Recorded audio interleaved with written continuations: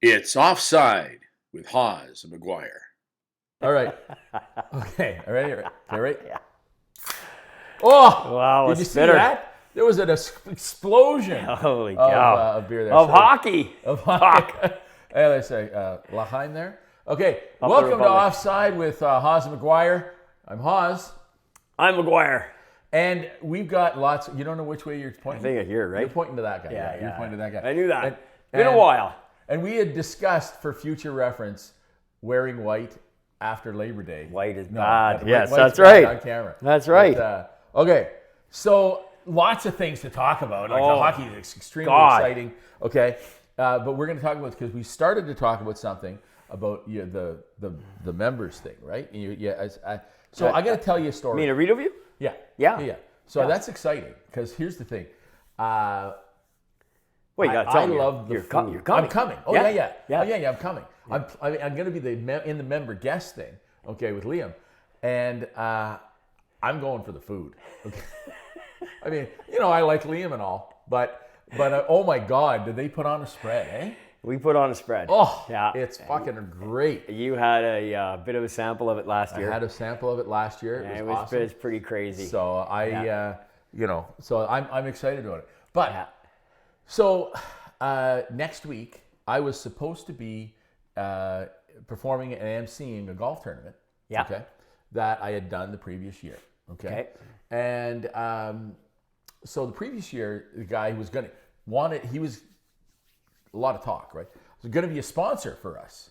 Okay. Okay. Thought they were going to be sponsors. Okay? Oh, yeah. They didn't end up becoming sponsors. That's okay. Okay. Yeah. So then, but I do the gig last year, okay? And, it's several hours worth of work. You know how much work it is, Oh, yeah. right? Okay, and I played golf, right? Yep. Which I didn't even do for free. I paid, you know what I mean? So I did the gig, and they all loved it. They were going on, we want you to do it again next year for sure. So they could reach out to me, and they go, oh, yeah. And I said, okay. I said, but this is my price this year, okay? And it's not an expensive price. It's not like, I know what Reasonable. It's not only it's a great price. Okay. Okay. Yeah. I said, but I need that. Okay. Yeah. And I golf for free. Like I golf and I'm there. I'll be picking up material, meeting people, doing stuff like that. But it's all work. Yeah. So I want, you know what I mean? So the guy goes, oh, comes back to just this week. Oh, yeah. I hadn't really budgeted. So about that. Budgeted for. We had budgeted you for nothing. Exactly. And I was like, okay, let me get this straight. He goes, yeah, it's going to erode what we can give away to Chio. And listen, I'm all for the kids at Chio. Actually, you know what? Fuck them. Okay? Because here's why I say that. Okay? Because the caterer, guess what the caterer I lost in the pool again, folks. Okay. I had 5 minutes. Okay, the caterer, he's getting paid, right? Yep. And they're Yep. not fucking discounting their food. Okay, the golf course, they're getting paid for their rung and green fees. Yep. And their carts. Yep. Right. Absolutely. And the booze. There's a bit of booze gonna be drinking. Yep. Okay. Oh, and I brought them Redneck. Redneck setting up and giving them a whole bunch of free stuff. Perfect. Okay. Yep. So I do all that. The girl from Chio who comes to collect the check, Yep. she's on staff at Chio. She's getting paid. Yeah. Okay. Yep. His He has a staff, salary the companies, already. the corporation that's doing it, Yep. okay, the people who are working, it's on a Tuesday. They're being paid their salary, but the MC and comedian gets fuck all. That's and I say that You're in preaching to nice- the choir, brother. and You so- know this. and I know, and all my musician friends as well feel the same way. Like, oh, the band, can you guys play for free? It'll give you some exposure. The only exposure you need right now is for me to drop my pants, And he goes, oh, no, we totally value you. You know what I mean? I should have raised the prices a little bit. So I said, tell you what, if you value it so much, go back to the caterer and see if he'll knock $10 a person off so that you can pay me. Yeah. It was See how well, that goes. they won't do that. Yeah. Exactly. So, Yeah. so that's why I'm not doing the gig. Yeah. This thing. So, you know what? I don't feel bad. No. But it's irritating. And they're nice people, but they don't have any understanding. Everybody's nice. Everyone's nice. Yeah. Everybody's nice, but not everybody, but a lot of people don't have that understanding. The only place I deal with it is here in Ottawa, in my backyard. Every place else, I work outside the city. I work outside the province. I've traveled this country coast to coast in the last 6 months. I mean, literally been as far east and as far west as you could go. Yeah. Everybody else understands it. But in here in your backyard, it's partly because... well, it's because we're local. And you're Canadian, so you can't possibly be fucking worth anything. This is the whole thing. You go... When I did work in the U.S., the pay was like 5 and 10 times what I'd make in Canada. Yeah, and they don't blink an eye. It's what's your fee and you get paid. Yeah. Here it's a different story. So speaking of which, okay, only because we're doing the member guest, we can't do the draft and the awards show, because the draft and the awards are the same week. Right. So unfortunately, we're not going to Vegas, folks. Doesn't look like it. Doesn't look like we're going to Vegas. All right. No more talk about that. Is there anything else you want to bring up related to that? No, other than I feel your pain and whatever. That's it. Yeah, I mean, I feel your pain. I've been there, done that. I'm still there, still doing that. And it is amazing. You're worth every dime. And anybody who takes the microphone, unless you're actually working for that company, if you're bringing in somebody else from the outside to do the job, I mean, who out there is working for free? But it's a job. It's how I make my living. That's exactly make my living that way. I know. So it is frustrating. No, that's all I got, brother. All right. No, okay. I knew you'd agree with me. Yeah. About that and the food at Rito View. Well, definitely. And I'm not a foodie, but I saw you go into a food coma last year there. I'm actually going to starve myself for 3 days beforehand. It'll be like, you know what it'll be like, eh? It'll be like when Tom, what's his name there? No, not Tom Cruise. Tom Hanks.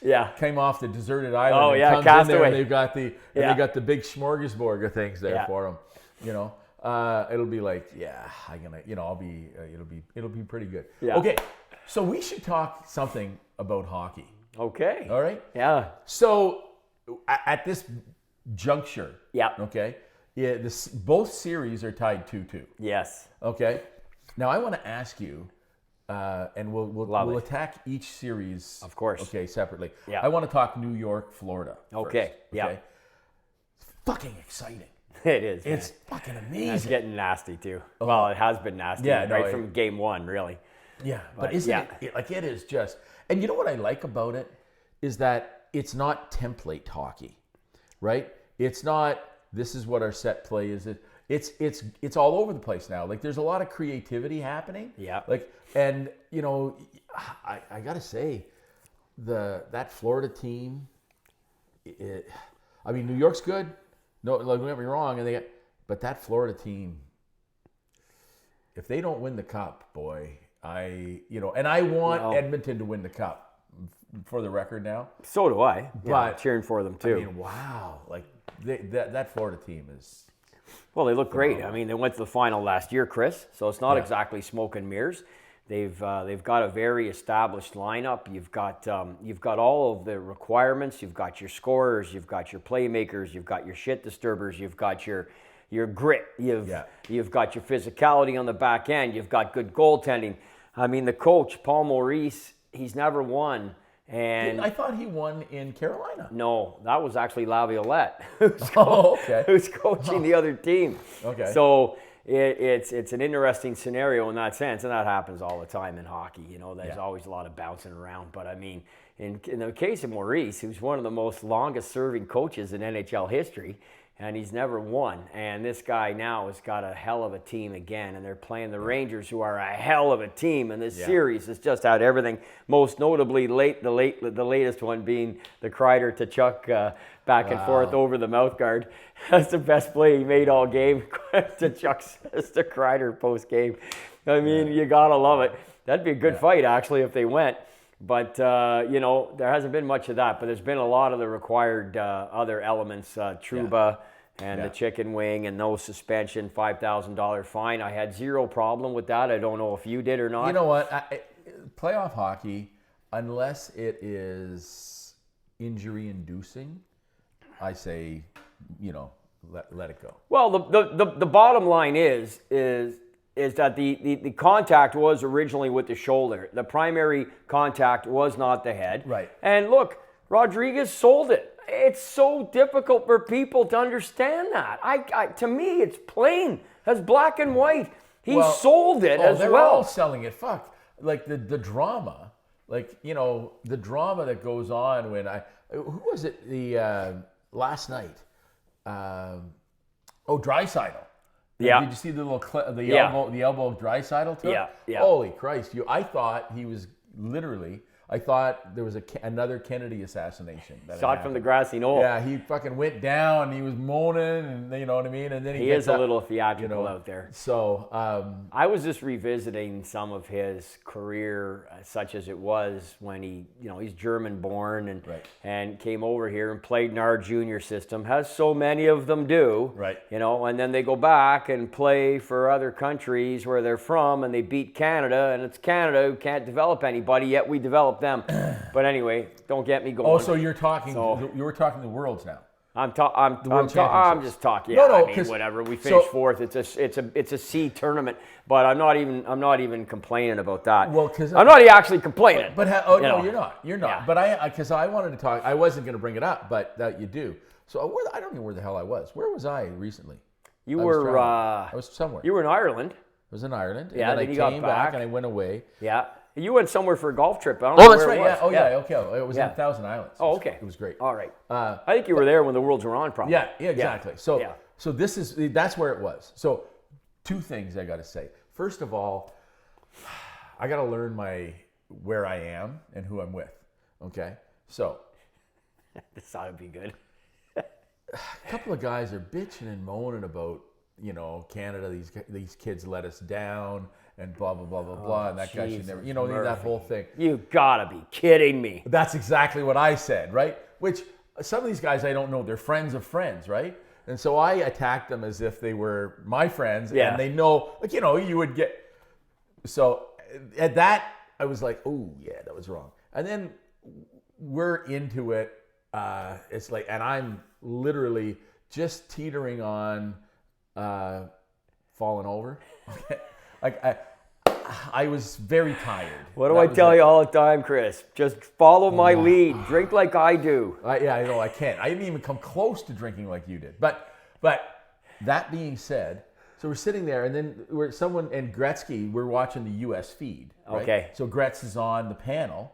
Okay. And someone says, "Oh, did you ever see Gretzky play?" I said, "Yeah, actually, I saw him play twice." And then I was saying I saw him play. In junior in the Sioux, okay, and I saw him play in when he was a New York Ranger, right at the end, okay, a couple of times when he was with the New York Rangers, and someone said, "Oh yeah, but that's something about the regular season." Like fucking Gretzky just phoned it in, and I was like, "Are you?" So I sort of turned. And I go, are you fucking kidding me? You're going to tell me Wayne Gretzky phoned it? I don't think he ever fucking phoned it in a day in his life, right? So I fucking lay into this guy as if I'm laying into you, okay? Right? Knowing that, whatever, you'll tell me to go fuck myself, whatever. Yeah. It's all whatever. Yeah. Oh my God. You realize you don't really know the guy? Realize I didn't really know the guy. Which usually means that you want to take this outside? Well, no, it didn't. No, it never got to that. Honestly, the guy crumbled. Like I felt fucking you crushed him. I fucking felt horrible.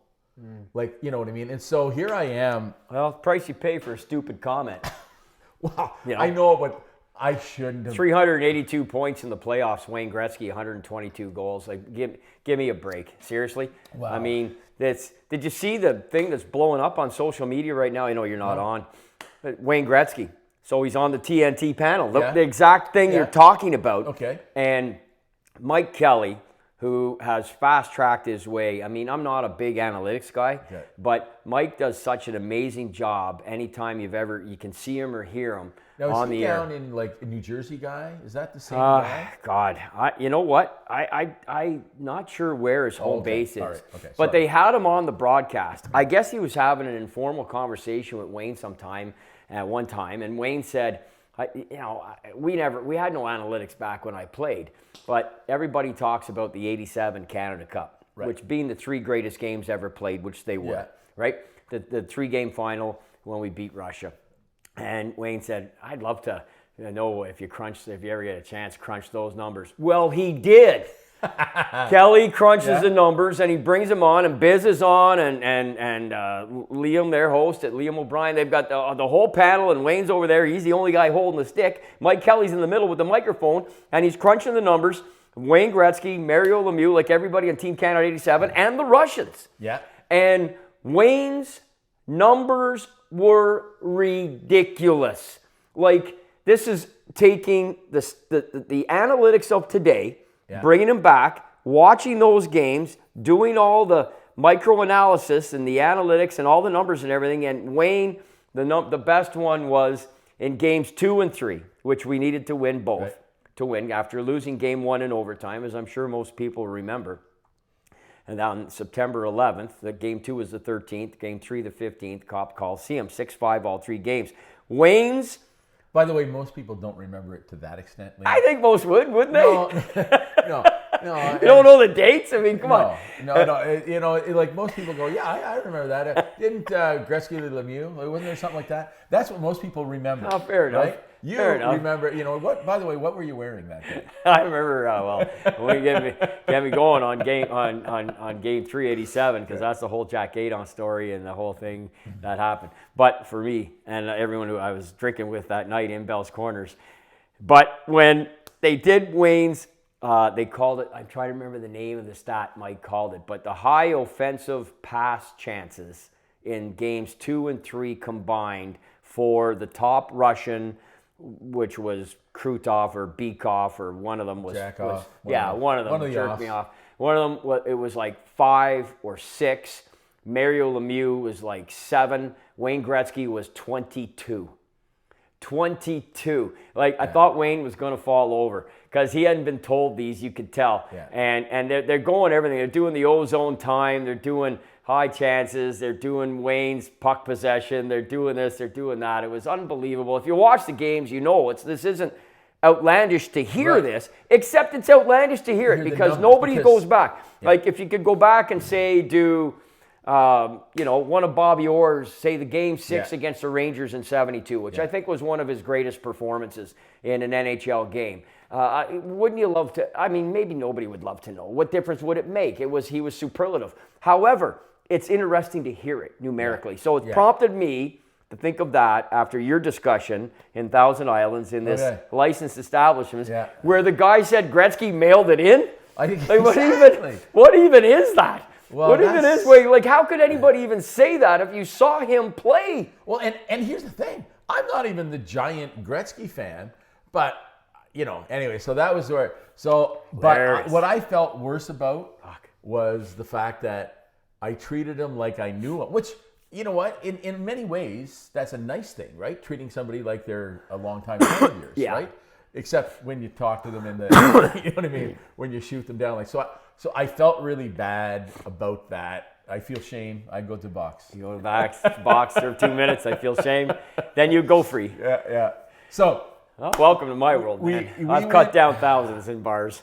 So. That you have. That I know. No, so listen. We're moving on. We're going to move on from Florida. Back to the series? No, well, hold on. Maybe I don't have too much else other than you touched on I think the most salient point, just how unfreaking believable the hockey has been.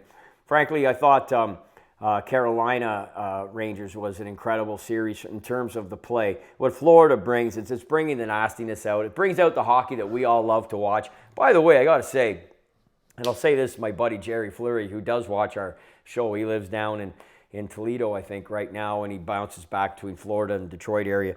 Toledo, I've been weighed there many times. Have you? What are you on the Toledos today? Okay. Yeah, he's personal friends with Donnie Waddell. So Donnie Waddell ups and leaves Carolina. Like, what is going on? Going to Columbus? I just find that move very, very interesting, don't you? I mean, it's kind of a head scratcher. He had built up. Thing is, here's the thing about Carolina. They're just a really pretty team. I said this on our show. But you must remember me saying those exact words. But you didn't give them the credit that they deserved. Probably not, because they did play a hell of a series against a top drawer team. You thought they were going to flake. Yeah, I did. And they didn't. I mean, They ended up losing, but they didn't flake. They didn't flake. I mean, they got the second round, and at the end of the day... No, but even in the second round, those guys went to overtime. No, I know. They didn't walk them. I know. No, they didn't. No, it's a good point. And they did play well. But ultimately, at the end of the day, and they just re-up Brind'Amour. Like, Brind'Amour gets re-up for 1 billion years. I did write earlier when you were in Ireland, I did a little thing, and I touched on Carolina, and I touched on Brind'Amour saying, look, they're going to lose. I mean, they did give the Rangers a great series, there's no doubt. But I said they are going to lose, and they did lose. Yeah. And I said when they lose, I think they'll part ways with Brind'Amour, and they did not.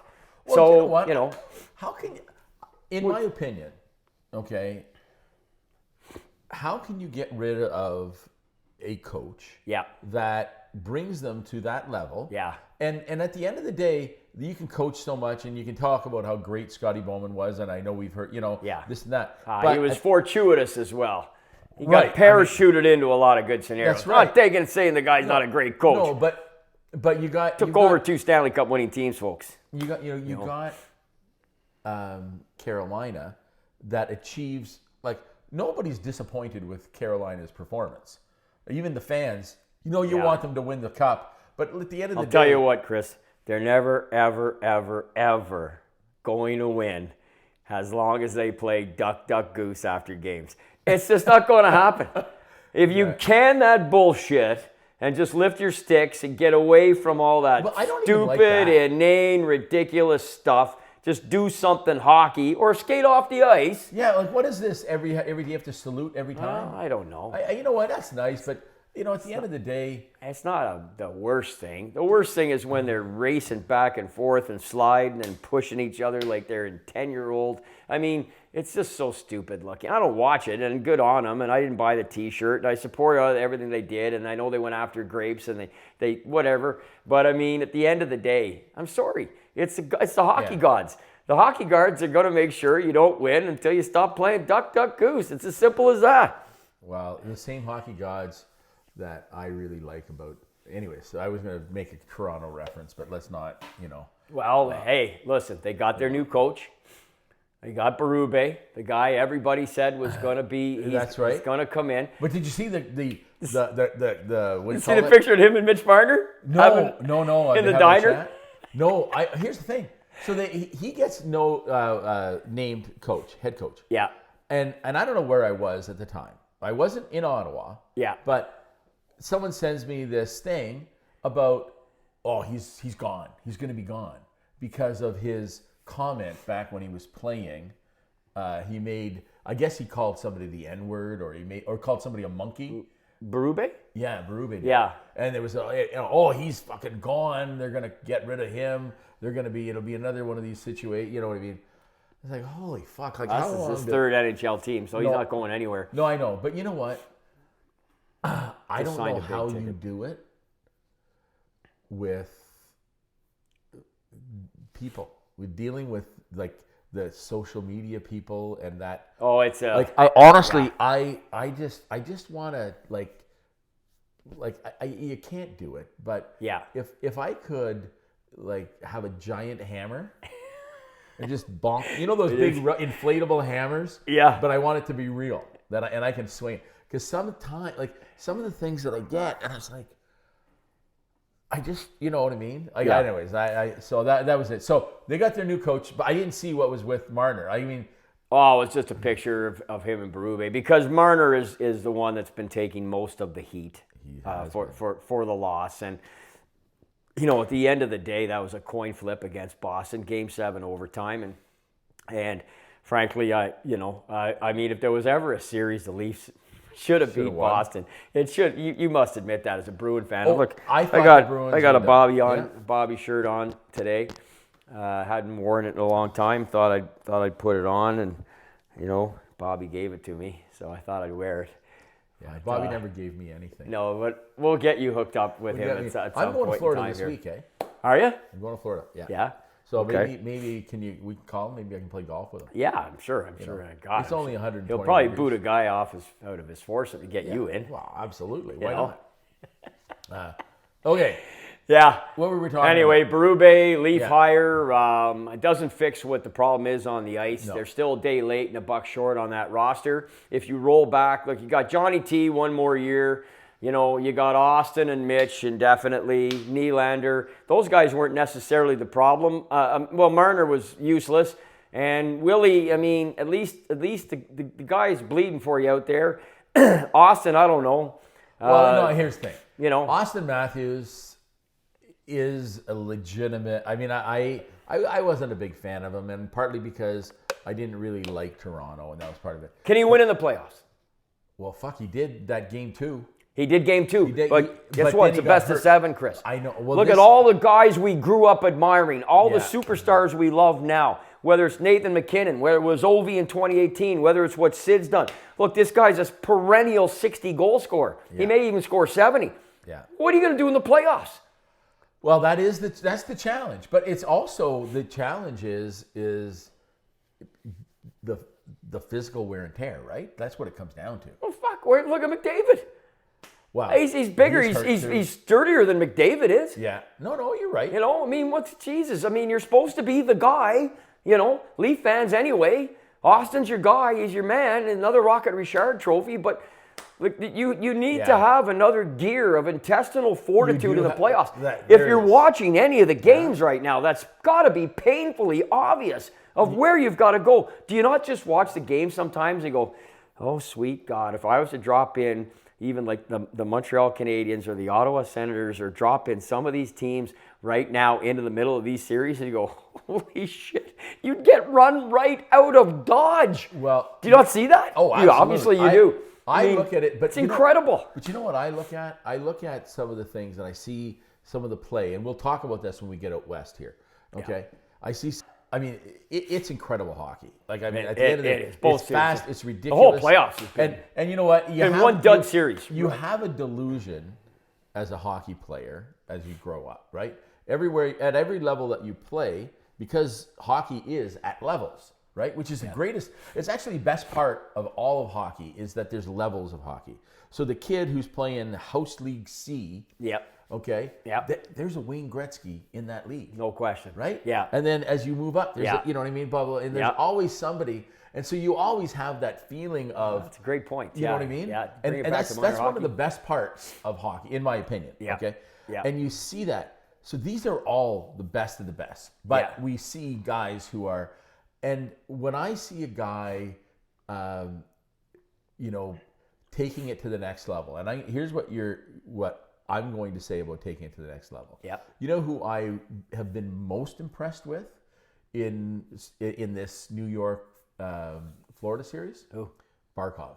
Oh yeah, he's a beauty. Yeah. He's a fucking beast. He's a warrior. And I love him. He's two-way. I mean, he's a great defensive hockey player, but he's fucking brilliant with the puck. I mean, that guy has taken it to the point where, I mean, he's there. I don't know if you saw a couple, like, some of the back checks that he's done that have fucking saved goals. Pardon my language, I apologize, folks, but have saved goals. Yeah. Okay. Has done, like, literally, in my opinion, on that Florida team, I know he's the captain. Yeah. But he has led that team.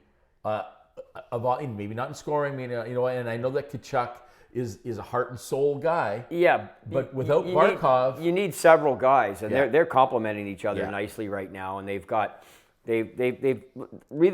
have all the ingredients. Case in point, going to the final last year, they just war of attrition. They had nothing left.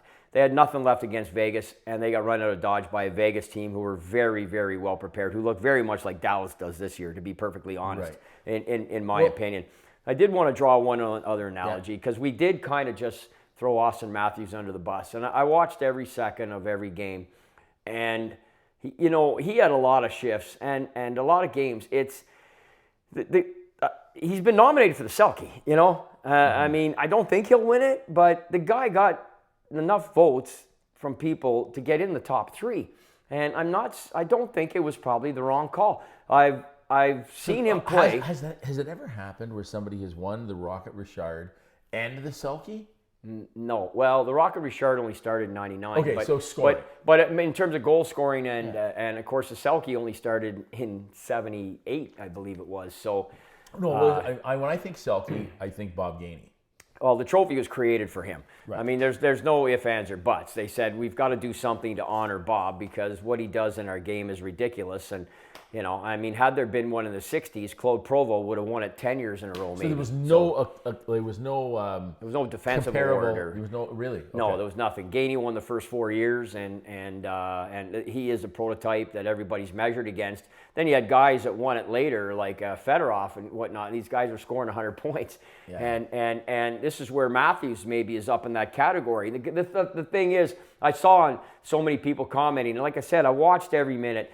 He deserves a criticism because at the end of the day, when you score 69 goals, Chris, and you're counted on to be the guy when push comes to shove and you've got that power play or you get into overtime, I mean, Rocket Richard had an ability to elevate. Joe Sakic, for a modern example, had an ability to elevate. And you need to have a guy who has an ability to elevate to get you through a particular series, and maybe you go down the path into a semifinal or maybe a final. Uncharted territory for the Toronto Maple Leafs going back 57 years. It's not just they haven't been beyond the second round since 2004. They haven't been in a final since they won that cup in 67. So you've got so much work to do there, and he needs to be an integral part. Yet he was nominated for a Selke. You brought up Barkov, and I didn't want to say everything negative about Austin. Okay. Yes, you need the points, but I did watch that guy block shots. I said to a guy on Twitter, I said, look, the puck just hit him. Then I watched the next game, and I watched him actually getting in lanes. I watched him getting in lanes, and he did a friggin' good job. And I watched him on the back check, and I thought of that as well as soon as you said Barkov. Because that friggin' guy, he is the consummate 200-foot player right now. And Austin deserves a little bit of love in that vein. All right, well, and I'll give that to him. You know what I mean? But anyway, not kind of a digression there. Yeah, but no, absolutely. I wanted to go back. We're gonna move out. We're flying west. Okay, there's now another hell of a series. Okay, so I don't know what night it was. Okay, maybe it was Thursday or Friday. Well, whatever. We're watching the Dallas Edmonton game, and it's gotten better, but it was fucking robotic. It was you know what I mean? It was literally set play after set play after set play after set play. There was no emotion, there was no passion, there was no creativity. And I was sitting there and I'm thinking this to myself, right? And one of the guys, so I was away, whatever it was, maybe it was Thursday night, okay? So one of the guys who was with us, the golf, and he's not, I mean, he plays hockey, but he's not an intense hockey guy. He goes, I don't know, is it me, but is this game boring? Right? But you know what? It actually was boring at the time because it was just fucking run a set play, no, not back, come regroup, run a set play, go back. And it was, that particular game was a bad game, okay? Then, of course, 2 days later, it was, a little more, it's getting a little more exciting. But I find that there's not the level of, and creativity is the only word I can think of. But guys aren't doing things that are off the, out of the norm, right? And trying to create something on their own or do whatever. It's very set. Go in there, I'm going to make, this is the pass I'm supposed to make. So they make that pass when you clearly know that pass is not going through. Yeah. Right? And but that's what they're programmed to do. And you think sometimes, you know what? Fuck, I'd like to see them pull a Guy Lafleur. Like, and I love this, okay? Yeah. The quote that Steve Shutt said about Lafleur, which was, he goes like, let me go. He goes, well, I don't know what I'm going to do. Yeah. How can I, you know what I mean? So how can the opponent know what you're going to do when you don't know what you're going to do? Yeah. Because he was just a creative, reactive player with so much talent. Yeah. And I'm not seeing that in that series. And even McDavid, who is fucking amazing, it doesn't seem to be as Guy Lafleur-ish as I'd like it to be. Yeah, well, it's an interesting point. It is the lesser of the two series right now. I think in terms of overall quality of play in respect to just you're on the edge of your seat. I mean, when you're watching Florida, New York, it's like every shift something's happening. Yeah. in Dallas and Edmonton, it's like it's become a series of periods. Somebody goes up 2 goals, somebody goes up 3 goals, they blow the lead. Yeah. They blow the lead, and the goals aren't necessarily great goals. I mean, McDavid's double OT winner was a nice play by Bouchard, get the pass over to him. But the fact that the play that McDavid missed on in the first overtime, it'll be a head scratcher forever. How he didn't just elevate that thing and flip it over. But Ottinger is just unbelievable. Oh, but, yeah. And look, at the end of the day, McDavid on the score sheet has got another 2 or 3 points. So and I'm not like here. He's not going through guys. I'm not seeing. They're checking him very well. I mean, that's.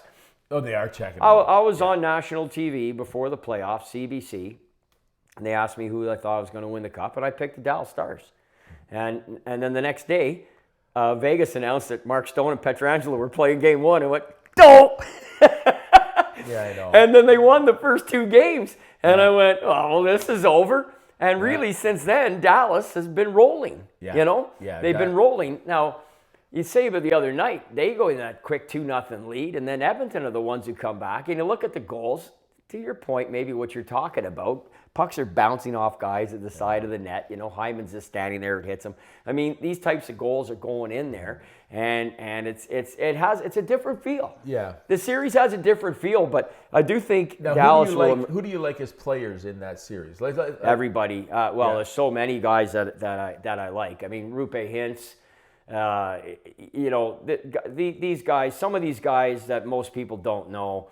Verhaeghe, that's Florida, of course. But I mean, I'm bouncing. But you're talking Dallas, Edmonton. Look, I'm a massive McDavid fan. Every time he takes the puck up, the ice comes through the neutral zone. I'm hoping, praying he does something magical with it.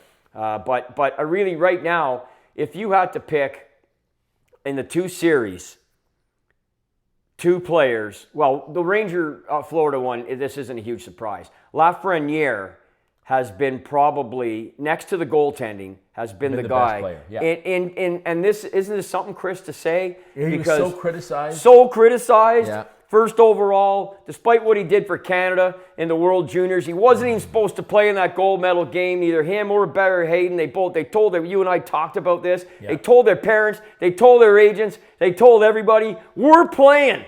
And we were down 3-1 with 10 minutes to go, and we came back and beat them. And Lafreniere was unfreaking believable. And now he is again. So look at that goal the other night. I know. Well, so let me ask you this. And then I got my guy in the, and you're not going to believe what I'm going to say. Okay, well, just hold on with that, because Lafreniere, I got to say. There are guys who are just fucking clutch guys, right? Yeah. Who, when the pressure's on, when you need them, they fucking, everything that they have comes out. Yeah. And you know what? I think that's him, because in the regular season, he was getting a lot of grief, and he's getting a lot of things because he's not doing it. But you know what? He's elevated his game. And you know what? Is it possible that he needs that type of intensity? Or a couple of years, maybe? Well, yeah, or a couple of years. Instead of being written off. Right. But, he's a bum. Yeah. But you know what? Same with Quentin Byfield. Well, yeah. Pretty damn good for LA in the last 6 months, I'll tell you. You know what? You cannot say that his play has not been, you said, and I agree, he's the best player for the New York Rangers right now. He has been, because they need a whole lot more. If they're going to beat Florida, and I still believe they will. But you think so? I do. Really? Yeah, I'm pulling for Florida.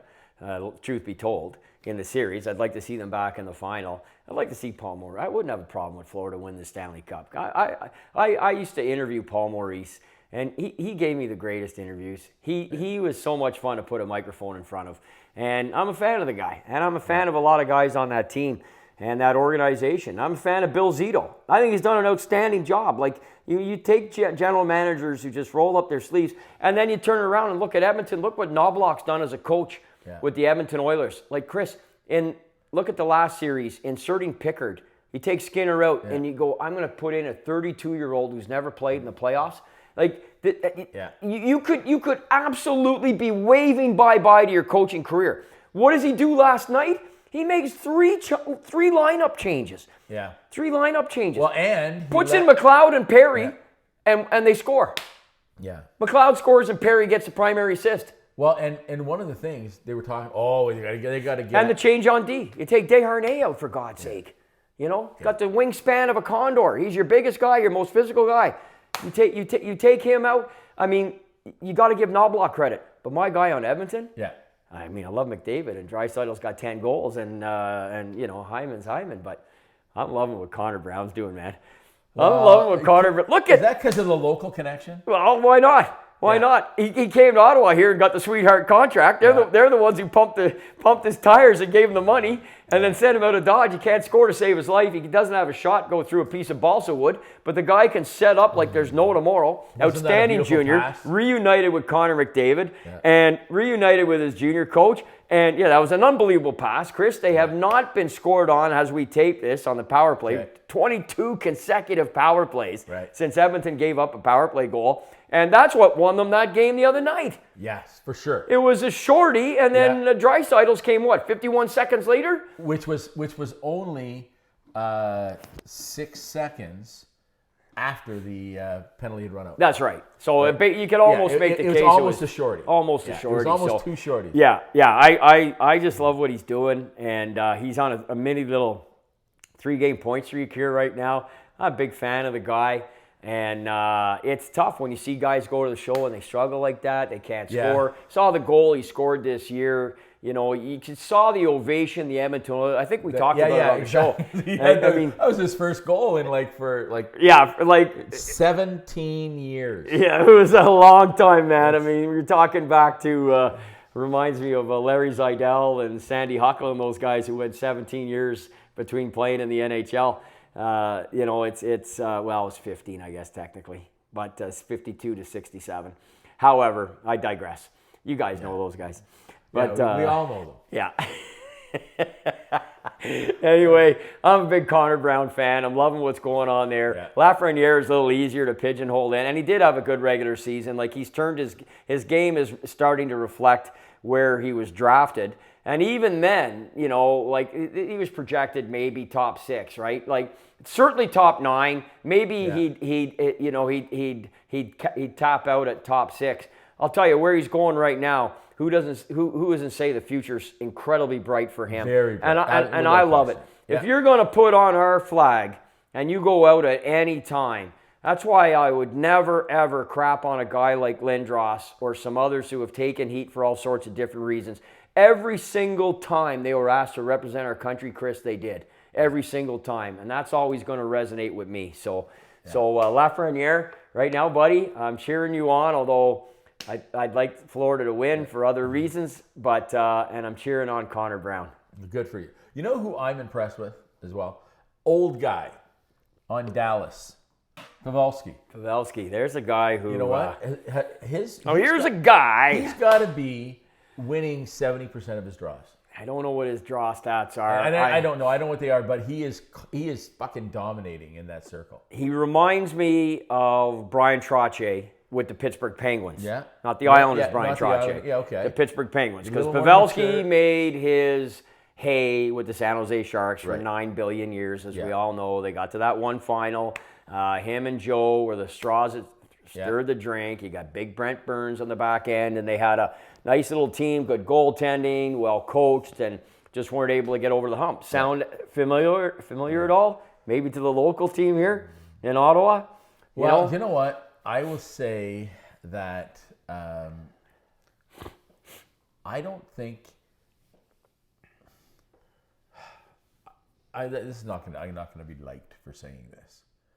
I don't think that the Ottawa Senators have had the character that they need. Yeah. A lot of times. And when you talk about guys like Joe Thornton and Brent Burns and Pavelski and the way they played back then, but even the way they are playing now in their, Joe's not playing anymore, but you know what? I think the only guy we ever had who had that kind of, character was Alfie. Alfie was exceptional character guy. Yeah. I don't know of anybody else. If you look through our roster, can you pick those 3 guys? Who are Ottawa? Obviously Chris Neil, but he's not at the same level. No, he's not going to give you the offensive push that you need, but his character is beyond reproach. Right. There's no question about that. I would agree with that. Yeah. The thing that, in my opinion, the Sens went to the finals in 2007, and as we know, they regressed, and they were starting to get it together. I thought the Ottawa Senators and the Boston Bruins were the two toughest teams in the league for about 2 years, 12-13. In fact, a bench brawl would have been absolutely just delicious. But when they had Thornton and Chara and Lucic, and Ottawa had Matt Carkner and Chris Neil and Zdeno Konopka and Zach Smith, and Ottawa could play it any way you wanted. Yeah. And the nucleus was there. I would have put Pajot against Chara. As Q-tip? That's the matchup. That's the matchup in the fight. Grab it. Whatever Pajot, you got to grab Chara by the pants. Exactly. You go and hug him and then tie him up, because that way, because Chara's not going to hurt that little guy. I wish that Senator team could have got over the hump a little bit, because I really thought they had the ingredients there to maybe make some noise, but they just didn't have enough scoring, at the end of the day. And, for example, despite Matt Carkner, as we had that fantastic interview with him in that great 39-second shift, they lost that series. And, if you can win series like that, you can do some things that are special within a group, and they weren't able to do that. Yeah. San Jose got to one final, the Ottawa team a few years before, with a very, very, very good team. A very good team got to that one final in 2007, and, who knows if they had a won game two. Ultimately, at the end of the day, maybe you lose in 6 instead of 5, so whatever. It doesn't really matter. So your point's well taken, because all we have to go on is the proof. Right. Is how it went down. Yeah. And this is all Carolina had to go on right now. They're a very pretty team, and they play with tremendous poise and acumen and hockey ability. But at the end of the day, I don't think they've ever had a makeup of a team that's necessarily all of the ingredients that are required to win in the playoffs, despite how often they push a series deep. 6 games, 7 games, overtime games, as you alluded to, and things of that nature. Now Donnie Waddell jumps ship and goes to Columbus? Well, what the hell? I mean, I know there's obviously something behind the scenes going on. I get that. And then you re-up Broad Brindamore for 9,000 years. It's such a bizarre scenario what's going on there. So here's the thing. The thought is Brindamore is going to move into that GM role down the line, right? And so they're hadn't thought of that. They're seeing him as the, maybe as the future. Maybe. And so that's why they're locking it in and they're saying, listen, I'm making a commitment to you now. Yeah. You're not there now, but in 2 years, you know what I mean? Could be. You're going to move up to the other office. Could be. That's just Yeah. Now that being said, I would love a guy like Rod Brindamore to be in Ottawa. I mean, he's a local guy. Well, that's what I wrote, right? I mean, did you say that? Yeah, I wrote, rather than jumping the gun on Travis Green, that that wait for the inevitable loss of Carolina and the splitting, the parting of ways between Carolina and Rod Brindamore, and then Ottawa go after. You didn't get Berube, but Brindamore's got Ottawa ties. He's got connections, and there's some ties. Like he's Cardinal, right? Or something like that. No, that's Todd Gill. Okay, well, who's? Yeah. Brindamore's from here. He's from he's got that area. I thought it was. No, I didn't think it was there, but you may be right. But I don't believe it's Cardinal, but maybe it's another area. Yeah. Not that I'm not familiar with. I'm not sure. No, doesn't really matter. Sure. I want to know his exact address. Yeah. Where the hell was it when he lived here? I don't know. I mean, when Ronnie Ellis played in the Cradle League in the 1950s. So anyway. Okay. I don't know. We've been together since Ronnie passed away. That was condolences to the. I don't think we have. You know what? My dad liked Ron Ellis. How did you not like him? You know what I mean? He's he was an incredibly likable man. He was but he had a falling out though, right? Didn't he have a falling out with? My mind is gone. Oh my God! With Ballard. Ballard. I mean, he was loyal. But didn't he leave? Didn't he retire? He did, but he prematurely. But what a lot of people don't know is Ron Ellis when he came out of retirement, and then he had the helmet on. It was kind of funny. I don't know, was that a Windwell or whatever it was? Yeah. Kind of a funny bucket. But when he came out of retirement, he was coaxed out of retirement to play for Canada in the World Championships. All right. In 1977, and he was told that that by him joining the team, it might help facilitate Canada being able to get some guys who've just been beat out of the playoffs. It's always a tough ask. You got to fly overseas, European, and especially in those days, we're still fresh with 72, and it was not a lot of love, right? Right. And we had very few European players, none playing in the NHL at that time. So, but Ronnie going, a lot of other guys then decided to go as well, like your Marcel Dion's and later Mike Gartner's and these guys who either never made the playoffs or got beat out very early, and they would go over and play in the Worlds. And Ronnie Ellis started a lot of that. And the reason we went was a trade-off. By us agreeing to start playing again in 77, the Russians agreed to participate in the 76 Canada Cup. Like, you couldn't have a Canada Cup without the Russians at that time. You certainly would, it's sad that we still don't have them back, but everyone understands why. It's political, I get it. But I mean, you know what? And I'm going to say this. Yeah, I know it's stupid. You said it already, and I agree with you at this point now. What are you doing? I mean, come on.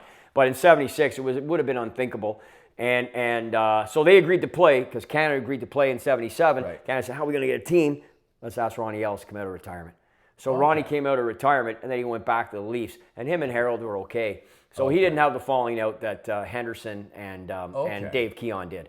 And then later, Darryl Sittler, primarily. Those ones were absolutely... That was heartbreaking, actually. To me, and I was in Toronto in 81 when those trades were going on, and they were picketing at Maple Leaf Gardens. I mean, it wasn't the Richard riot, don't get me wrong. No. But at the same time, Leaf fans, you've had so many different... different levels of things to be upset about in your long and storied history of failure, and that certainly rises to the top of any list. There's no doubt about it. But no, in Ronnie's case, he didn't have that. Okay, he didn't have that because I know that, because I remember him, having retired. What came up as almost prematurely. Yeah. And then so I didn't. I don't know. What were you wearing that day? When which one? Just tell me which day. I'll tell you. All right. Do we have anything else that we should talk about? I don't think so. I just want to give a shout out to Hawes and Brown. Oh yes. They continue to support us, and they were so instrumental in our every day as we go by. We loom larger. Our trip to Ireland looms larger on the horizon here. So. We would not have been able to do that. I've had more people come up to me in the last month talking about some variation of our pool and the fact that we had a winner who's going for free in the last month, Chris, and over the course of the season. Really? Yeah, and I just think... I was just asked by somebody today. I was at the garden center because I was doing yard work, right? So I was at the garden center, and someone came up to me and was talking to me, and it's not a person that I knew really well, but I knew them, right? Yeah. And so whatever happened with that pool? I said, and I told them who won it. And, you know what I mean? And he said, so have you gone? We're going, you know what I mean? And I, really? And literally, of the group, we have a group of guys that are going, okay? I could probably sell out another whole 16 guys. That type of interest. Oh, it's crazy. Yeah. It's awesome. Now, I will say for the record, we're going to do another trip in the spring. Okay, I'm doing another trip in the spring to accommodate some of those things. Yeah. And then the fall trip is going to include the Republic of Ireland. Yes. Okay. Yes. So we're going to the town of Kong 100%. We'll stop. We'll drive through. There's fuck all there, Liam. No, there is. Yeah, what? There's one statue. No, there's a pub. Okay, a pub. We're going to go in. We're going to go to the pub. Okay, we're going to have lunch there. We're going to have lunch. Okay, yeah. But I'm going to drink there. I'm going to drink right where that door was, right where John Wayne and Victor McLaughlin, right where that fight ended, right there. We're going to drink right there. Wow, did you ever sound like Don Cherry right there? Thank you. That was crazy. I'm going to drink right there. I'm going to go in there. It's right where Victor McLaughlin there. By the way, I got some McLaughlins in the family. So anyways, those guys, two guys gotta love them. The McLaughlin guys. They're good Canadian kids. Actually, they're not. One's Irish, one's American. But you know what I'm saying. But you know what? They always wanted to be Canadian. That's right. All right. No visors. That's right. Just say only European player to play in the NHL was from Ireland. You know who that was? Well, there's several. Oh, are there? Yeah. I thought there was only one. Yeah, no. Okay, who was the first? They're the first guy ever from Ireland, now including Ireland the North, I'm sure you right, are. Yeah, I believe was, I want to say was Jimmy McFadden, who won the Calder Trophy in 48, was from Northern Ireland. I think you had George Kirk, and then you had Sid Finney, who was from Breckenridge. So there's three. See, yeah. I knew none of them. Obviously, Owen Nolan is the one that most people know in other Northern Ireland. Ted Nolan, not Irish. No. Okay. Owen Nolan, yes. Ted Nolan, no. Yeah. But yeah, our trip the next year, as you alluded to, we will be dancing in the Republic, and we're going to Cannes. I've got some, by the way, because where The of Quiet Man was filmed. Longest two-man fight sequence in movie history. I think I've heard that. By the way, because of that travel plan, right? Yeah. I got some really fucking great courses. Fucking cannot wait to drink at every one of them. Like, it's what, drinking at all the courses? Yes. Yeah. So by the way, when we go to Northern Ireland, one of the things is that everybody walks, like that nobody takes carts, right? Which is going to be almost, it's going to be like an antiseptic on an open wound for Liam, because he's like, he's got to figure out some way to carry his booze. That's right. right. Got to your beer. That's why you got to drink whiskey like me. It's easy. Well, I will then. Okay. But I mean, surprisingly, when I went with our first group from Redeview in 2011, was told exactly that. And then we were there 3 years later, 2014, both extensive golf trips, multiple games of golf, and was told there was no carts. And yet there I was on every second course with a cart. Well, they will allow people, and you have a way to talk people into things. Well, so you can do that. You can do that. Anyway, that's the thing. So I'm excited for it. I'm excited for that whole thing to happen this September. But also, I'm excited for the new hockey pool, the new. And I can't announce yet because we haven't confirmed with Hawes and Brown whether or not. No, we haven't yet. We haven't confirmed that. Yeah. But you know, huge thanks to Rod and yes. Hosies for what they did for us this year. Every single time we tape, we got to give them a shout out. Oh, don't we? Well, I think so. I think we do. Absolutely. Yeah. Anyway, I wanted to make sure we did that. Yeah. And you know what? And I will say for one final time, because essentially it's over. Yeah. Is that I would like to thank the Gibb Patterson group of golf courses 100% for allowing us to do offside, what was that thing? Shooting the shot. Yeah. Right, shooting the shot with Hawes and Maguire. Hawes. I'm Maguire. Right. So we want to thank him for that. Yeah, okay? Gibb. Wasn't that a great breakfast with him that morning? It was a great breakfast. It was a great breakfast. We had a great breakfast, Chris and I and Gibb, and I go back 40 years with Gibb. He's one of the most legendary farmers in this entire region. He's done very well. He owns the 3 courses, as you alluded to, Chris.